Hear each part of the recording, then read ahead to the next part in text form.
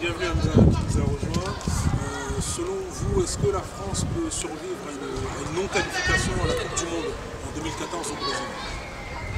Je pense que ce serait difficile pour eux, parce que sachant qu'il y a l'Euro 2016 dans la foulée, ça voudrait dire qu'on est déjà reparti à zéro en 2012 pour l'Euro. Je pensais avoir une continuité pour la Coupe du Monde 2014. Si jamais on n'y va pas, malheureusement, je pense que ce sera très compliqué. Même si la France se qualifie à la Coupe du Monde 2014, on va partir pour un long bail, comme on a vécu avant d'aller comme il y a eu après la non-qualification 90. Est-ce qu'on ne pourrait pas faire comme les Anglais, critiquer en plus souvent la sélection d'Angleterre comme quoi elle ne prenait pas des entraîneurs étrangers? Est-ce que pour l'équipe de France, à l'heure d'aujourd'hui, la solution c'est pas de prendre un entraîneur étranger qui va ramener un autre point de vue footballistique, une autre culture footballistique? Ils ont critiqué par rapport à ça et ils ont pris des entraîneurs étrangers. Oui, mais aussi l'entraîneur, ça fait tellement longtemps qu'ils gagnent rien qu'ils ils veulent prendre tout ce qui arrive comme solution. Parce que comme Ancelotti quand il est arrivé au Paris Saint-Germain, ils n'étaient pas contents et tout ça, mais à la fin on a vu que voilà, il a apporté quelque chose. Voilà. Donc moi est-ce que voilà, il ne faut pas voir. Il a apporté son sapin, Ancelotti. Il a apporté sa rigueur, il a apporté, je sais pas, du charisme, du professionnalisme. Même Leonardo, quand Leonardo critiquait, il disait que voilà, les entraîneurs ils sont pas très professionnels. Je trouve qu'il avait raison et donc je pense que l'équipe de France devrait faire son mea culpa par rapport à ça. Par rapport à Leonardo qui disait que les sections françaises sont suffisés, qui ne sont pas travailleurs. Professionnels. Franchement, il a quelle connaissance pour dire que les Français ne travaillent pas? Après, qu'ils disent que les Français manquent de rigueur, je ne sais pas, c'est deux sortes peut-être, mais on disait que les entraîneurs ne bossent pas, c'est un peu osé. Moi, je trouve que c'est un peu osé, parce qu'il ne connaît pas la football français en fait. À part le PSG, il ne connaît pas vraiment le football français, il ne sait pas ce qui se passe à Marseille, il ne sait pas ce qui se passe à Lyon, il ne sait pas ce qui se passe à Rennes. Il y a des mecs qui travaillent dans les gosses, qui font des trucs. C'était plus dans un esprit de provocation, je pense. T'en penses quoi toi Je pense qu'il faut absolument qu'il y ait une philosophie de jeu. Le problème Benzema, c'est pas un problème qui ne marque pas.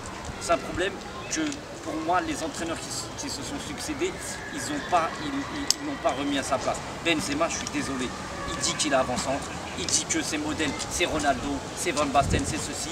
Mais voilà, quand il est sur le terrain, il ne joue pas en avant-centre. C'est ça le problème, c'est que autant Laurent Blanc que Didier Deschamps, ils ne l'ont pas mis à l'amende. Il faut lui dire, mon gars, t'es attaquant, ton poste, il faut que tu sois dans la boîte. Le type, déjà il prend le numéro 10 et en plus quand il est sur le terrain, il descend à chaque fois. Mais il est là le problème. Et c'est vrai, je dis, pourquoi ne pas tenter un entraîneur étranger comme Ancelotti qui a de la poigne ou je sais pas, qui met les joueurs à l'amende, qui les booste un petit peu. Comme Mourinho, il est arrivé, il n'a pas blagué avec Benzema. Il lui a dit ses 4 vérités.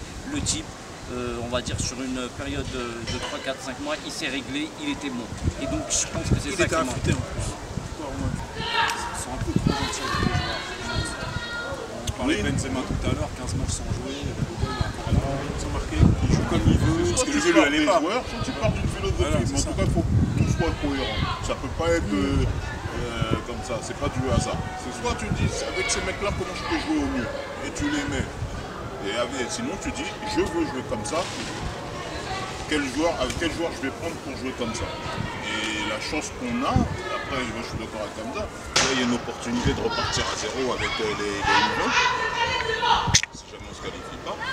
Mais il faut avoir l'honnêteté de se dire, on va être plus modeste, on va avoir des objectifs plus modestes. D'abord, avant de penser à se qualifier, on va chercher à développer un jeu, je dis n'importe quoi, mais un jeu hyper rigoureux en défense, où le ballon il circule bien, et avec des attaquants ceci, bon bref, enfin définir quelque chose.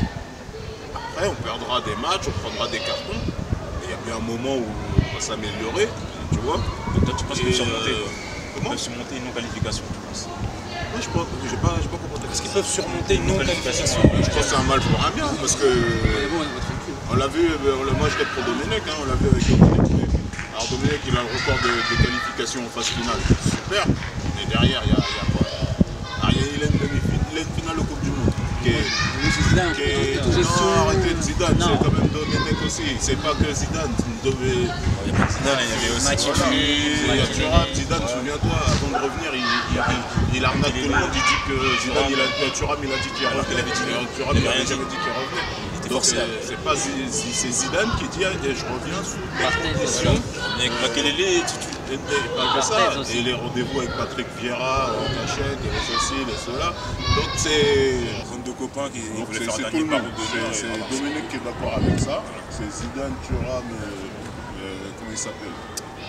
Vieira, Sagno, les voilà, c'est un petit cocon familial qui, voilà, c'est les anciens qui voulaient faire dernier par route d'honneur. Mais là justement, 2006, c'est quoi? C'est comment je fais pour aller au bout avec ces mecs-là. Voilà. Et ben là, maintenant, comment je fais pour produire du beau jeu efficace avec les U20. Est-ce qu'on pourrait pas, dans l'hypothèse de la France qualifiée, est-ce que ça peut ajouter sur un mélange avec des U20, des gens de maintenant comme Matuidi, Pogba, des Varane, des gens comme ça? Moi, je vais même te dire, c'est même pas une histoire de U20 ou pas U20. Le vrai problème, c'est une histoire d'ego. Parce que quand tu as des mecs, un mec comme Alou Diarra, c'est pas un mec qui se la raconte. Donc je dis pas qu'il a sa place, mais c'est pas un mec qui se la raconte. Tu peux le mettre. Mais un mec comme Evra, c'est un mec qui se la raconte. Un mec comme Ribéry, c'est un mec qui se la raconte. Un mec comme Benzema, c'est un mec qui se la raconte. C'est ça en fait, c'est pas une histoire de génération. C'est une histoire d'ego. Est-ce que c'est pas une histoire d'homme? Parce qu'il ne faut pas un meneur d'homme pour avoir qu'on est comme ça. C'est-à-dire que si on se qualifie, tant mieux, on va à la Coupe du Monde. Mais si on se qualifie avec Deschamps aujourd'hui et qu'on va à la Coupe du Monde, quelle équipe il va nous mettre? Parce que là déjà l'équipe elle est bancale, le mental il est un peu... Premier en Coupe du Monde, il va repartir avec les mêmes et on va sortir premier tour. 3 révélations qui vont émerger. Et on va sortir premier tour. C'est pas dit non plus.